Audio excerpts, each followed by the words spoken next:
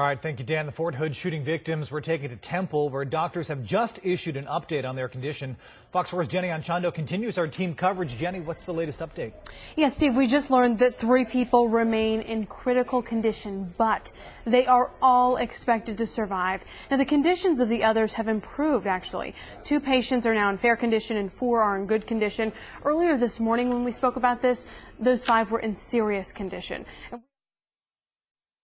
As we take a live look at Baylor Scott and White Hospital in Temple, the most severely injured patients were transferred here because it's a level 1 trauma center. This is about 30 miles away from Fort Hood.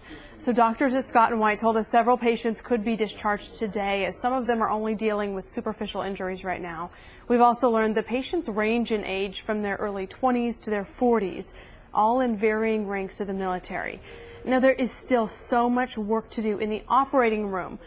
But for some of them, when the patients are ready, the hospital has a psychiatric team ready to treat their psychological trauma as well. So we really work closely with the surgical team around when somebody's ready and able to talk about things, and start working closely with Fort Hood to align those services. But yes, it's a critical issue that we have to address early, but only when somebody's well enough and physically comfortable enough to do that. This is just the beginning of the process, really. Trauma is a continuum of care, and it starts in the field with the medics and continues through the ED, to the OR, to the ICU, and then on to rehab. The doctor said the earlier the better when it comes to treating the mental aspect of a patient after they've been through something like this.